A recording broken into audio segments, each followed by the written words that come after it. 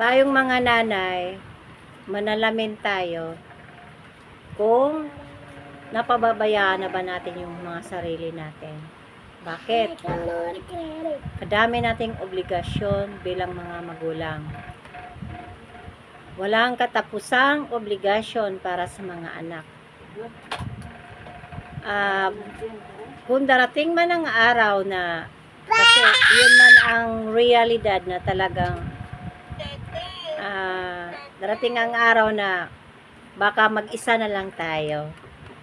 Yun ngang iniiyak ko sa Lord na bakit kinuha agad yung asawa ko. Pero no regrets, kasi ang kalooban pala ni Lord ang dapat natin sundin, na huwag tayo manginanakit na kung anong naging buhay natin. Huwag tayo laging tumitingin sa nakaraan, lagi tayong tumitingin sa hinaharap. So, kasi ang mga anak natin, kasi pagdating na may asawa na sila, hindi natin alam kung saan sila ipadpad ng kapalaran. Ako, malungkot kapag lumalayo ang mga anak sa atin.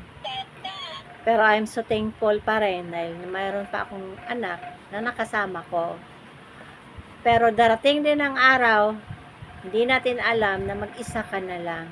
Pero ang ipasalamat na lang natin sa taas, na binigyan tayo ng buhay, na mahabang buhay, magandang kalakasan, para lahat ng pagsubok, mapaglabanan natin.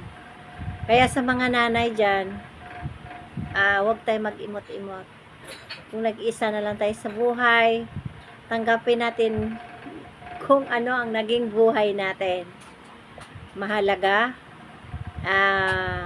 ang mahalaga ay mayroon tayong magandang buhay. Hindi man tayo mayaman, at least napalaki natin ng maayos ang ating mga anak. Na pagdating man ng araw na tumanda man tayo, mayroon tayong ipamana sa kanila. Yung importante kasi edukasyon. Edukasyon, at nabigyan sila ng magandang buhay, mabubuting mamamayan sa mundong ibabaw. Sana may natutunan kayo, guys. Please like and share.